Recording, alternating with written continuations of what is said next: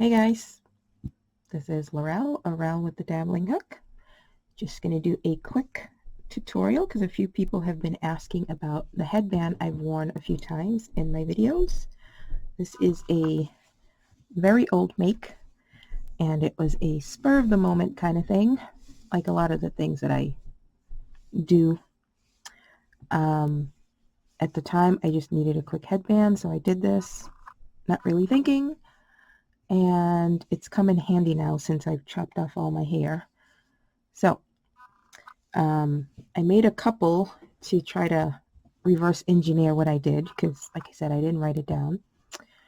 And I made a couple because although the edging is crab stitch, looks very similar, this one is done the regular way and this one is done kind of a reversed stitch, if you will.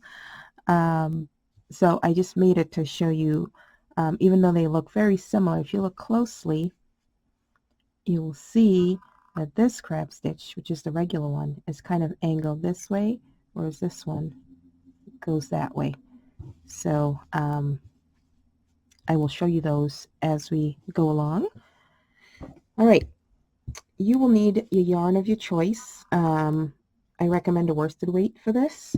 This originally was done in, I want to say Caron Simply Soft, but I don't think I've ever seen a Caron Simply Soft this color before. I think it was a Bernat satin, if I remember correctly, but I don't. So it's in that family, a Red Heart Soft, Caron Simply Soft, Bernat satin, that type of yarn. At the time I made this, it didn't have much stretch and I was kind of peeved, but having worn it for a while, I'm kind of glad that it doesn't have any stretch because it maintains its shape better. It's been washed a couple of times and it's not going to stretch out on you. So this is regular worsted and you can see it pulls a bit, which is fine, but I'm partial to this one. It doesn't really move. You will have ties on each end, which is incorporated as we go along. So having said all that, let's get started. What you're going to need to do is you should know your head measurement and you're going to subtract 4 inches from there. The one I'm going to make here is going to be just a small sample size, but my head size is 22 inches when my hair is flattened. More like 22 and a half, 23 when my head is in full puff glory. So what I would do is make it 18 inches. You will have the ties to complete the full head size, so you don't need to make this the complete head size. Hope that makes sense. All right, so you're going to take your yarn, move that out of the way. I'm in front of the window trying to capture the best light, so this kind of go in and out a bit. So you're going to chain. There is no exact multiple. It's just going to have to be in the multiples of 2, basically, plus 1 for the turning. So just chain an odd number, measure it until it gets to 4 inches less than your head size. So I would normally do it until I get to 18 inches. But again, this is just going to be a small sample size, so this isn't way too long. So basically you want to chain an odd number. And let me count, since I didn't pay attention. 2, 4, 6, 8. Oops. 2, 4, 6. So I have 13 here. We'll see if that'll be long enough just for the tutorial. So what you're going to do is this is going to be worked around, not in rounds, but you're going to go across and then crochet along the back end of it. So normally when I crochet on a chain, which if I can avoid it, I do a foundation single crochet, and I am going to try that with a foundation single crochet and then try to work around that, but just for this tutorial. Normally I would work in the back bump when I work in chains, but we're just going to work under the top loop to start. So in the second chain from the hook, you are going to put a double crochet. A double crochet, yes. Normally for something like that, when you work in the second chain, you do a single crochet, but this will be a double crochet in the top half. Let's see if this will focus for me. Come on. We need to get a better camera. This webcam is not working. So in the second loop right here, since it's not going to focus, you're going to do your double crochet. And you're going to put 2 double crochets in that. So there's 1 and 2. Okay. Now the pattern is going to be done in crossed or X double crochet, cross double crochet, X stitch. So what you're going to do is in the very next chain, you are going to put another double crochet. Then you are going to go back into that starting chain and do a double crochet. Pull out my yarn. So you basically made an X, but the skipped one is really that starting chain. From now on, though, you're going to skip a chain, and of course this is not working. Okay, you're gonna have to work with me with this camera for now. You're going to skip a chain and do, let's see if that's better. Skip this chain and then do your first double crochet in here, and then you're going to come back and do a double crochet in the skip chain.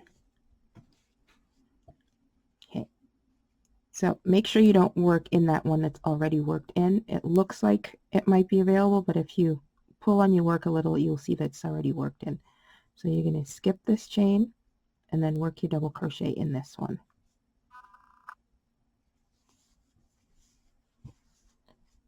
And then go back and do a double crochet in the one that was skipped. Oops. Okay, I'll do one more and then I will meet you at the end. So you skip the next one and do a double crochet in the next one. So skip one and double crochet,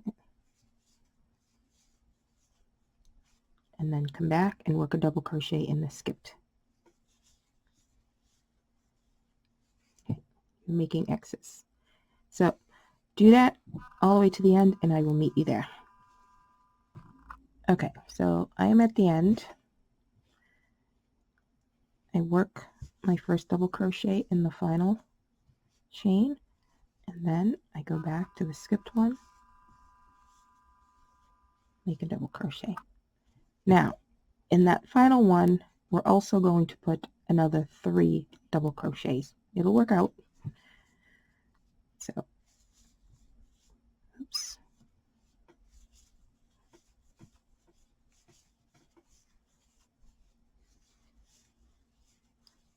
Okay, that's your 3 at the end. Now we're going to be working on this opposite side. Let's see, maybe this will focus a little better if I lay it down for a little bit. We're going to be working on this opposite side now to complete the main part of the headband. So you're going to keep going with, excuse me, with the cross double crochets. And the first one that you're going to do is going to be, oh, my computer's going to sleep. Basically, all the others are going to be stacked right under or on top, depends on which way you're looking at it, on top of the ones previously made. So this was the last one that we made here. So what we're going to do, this last loop that we put the 3 in will count as a skipped one. So you're going into this next one here, put your double crochet, and then you're going to cross by going into this one here and make your double crochet. Next one, you're going to make it underneath this one here. So your first one will be right here, and your next one will be right here. Because don't forget, when we were this way, we did the first one here, and then we came back into this one that was skipped. Okay, and if you're not sure where it goes, just give it a little tug and you will see basically the two spaces where they crossed here. So you skip this one, and then you're going to double crochet here. And I apologize for this camera. It actually just did an update, and I'm not sure if that's messing with all the existing settings that were in here. Not that it worked that great before. Okay, here's the next one. You pull it, and you have one here and one here, basically at the base of the two of them. So you skip this one, and you're going to go in here, make your first one, then go back to the one that was skipped, and oops, you double crochet. So they should all be right opposite each other as you go along. All right, I will meet you at the end. So we're at the end, and the last two is your beginning chain and this one here. So if you pull it apart, oh, this is really terribly focusing. Right there, you're going to have one here and one here, if it would ever focus. Okay. So you go into this one, come back and cross over and go into right here.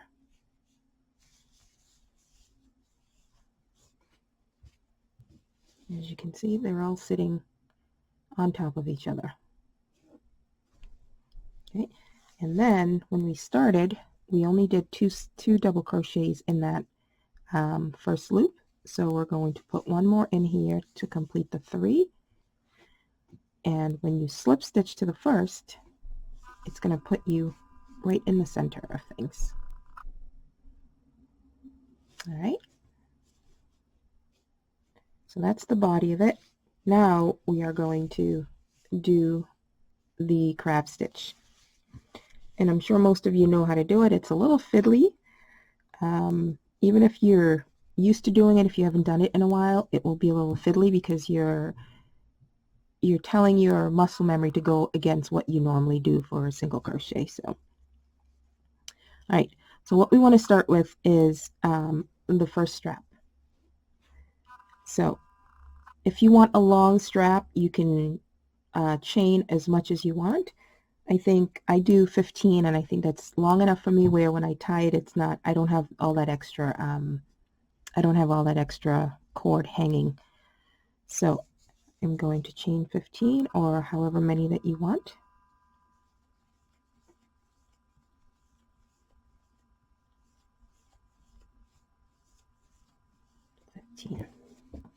Okay. And what you're going to do, and here is where you can use the back bump. It just makes it cleaner. So you have your V, your top and bottom loop, but if you turn it over, you get that back bump, and that's where we're going to slip stitch. So starting in the second bump, and again I apologize for the terrible lighting and blurriness. Starting in the second bump, you're just going to slip stitch all the way down. So use your fingers if you need to, your fingernails, to get under there. Oops. And just slip stitch your way all the way down. When I did the original one, I did a single crochet, but the slip stitch gives you a little less stretchiness, so you have a firmer, oops, getting all tangled, you have a firmer cord. So I will meet you at the end of the slip stitches. Okay, I'm getting to my last slip stitch, and if doing the back bump is not what's the word, I was going to say convenient, but not convenient. If it's too cumbersome for you, then you can just do your slip stitch in just the top loop, or whichever loop is more easily done for you. Okay, so this is where the two ways of doing the crab stitch comes in, and I'm pretty sure I saw Repeat Crafter Me did this backwards one, but I couldn't find the video where she did it, and I would swear up and down that's where I saw it at one point. There was somebody else who did it a long time ago before her. That video's also disappeared, but somebody recently did a video, I think in the last like year or so, that I may have saved, where they're also doing that backwards way. I think it was a year ago. Anyway, I will show you which way. So when you get to here, the natural inclination is to just keep going this way. But if you're doing a single crochet, which you could do if you don't want to do the reverse, you can just do a single crochet around that way, which will be easier. But I think the crab stitch or reverse single crochet is more decorative. So you're going to want to go this way, which is a little challenging. So what I do is I let go of the yarn and I kind of bring it over on this side here. And you have to kind of maneuver yourself because you want to be going the other way. I chain one, and this was the last double crochet I did in that final chain. So to do a single reverse single crochet, which again is a little cumbersome, keep losing my loop, you're gonna go as if you're going a single crochet, but you're going backwards into the stitch, pick up the loop, bring it up, and then complete. Again, you go in to the loop behind, and my hand's all in the way, grab the loop and single crochet in, grab the loop, single crochet. You might hear a little life noises because it's the weekend, there's no school, so minions are up all night and they sleep all day. Go in, grab, complete the single crochet. All right, go in, grab, complete the single crochet, and keep doing that, and I will meet you at this end. Oh, and another thing to when you're doing this backwards, the reverse single crochet, when you go in to grab, sometimes it's easy for it to just pull through, and all you're doing is slip stitching, and you don't want to do that. So just take the time and go against inclination and do that single crochet. Okay, since we're here, do one more, and then you're at the middle one here of that 3 double crochet. So what you're going to do here is, again, chain your 15, slip stitch all the way down, and I will meet you back here. Okay, I'm back down, and this is my last slip stitch. Okay, and then we want to keep going this way again. Just bring the yarn over this way. Just come in from the other side. Oops, if I can grab my yarn. Like I said, it's a little cumbersome, and which is why I prefer the other way that I will show you. So you just maneuver and you keep going. Normally the reverse single crochet isn't such a pain, but because we have to do this chain, it kind of gets in the way a little. All right, so just keep doing. Yep, that out of the way. Keep doing. Oh, there I just did a slip stitch.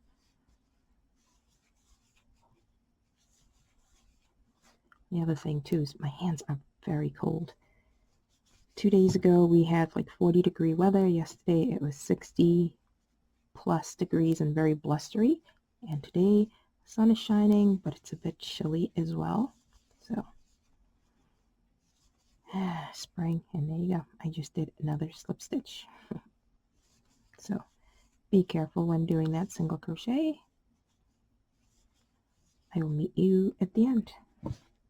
Okay, I just did my last one. This was the center one where we started.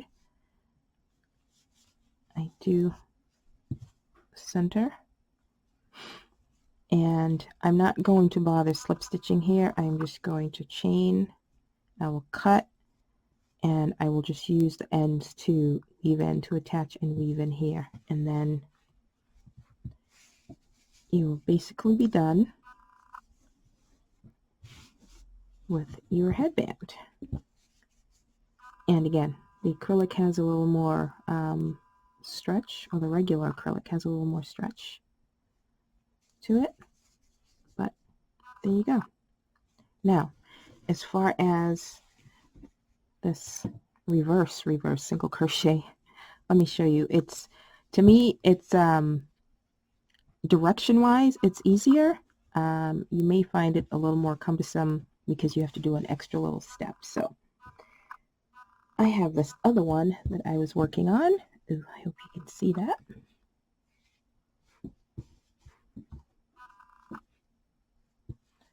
So this is where we did the first chain and slip stitch. So we're back down, and because our normal inclination is just to keep going that way, it's the direction we normally work in, you would start a regular single crochet.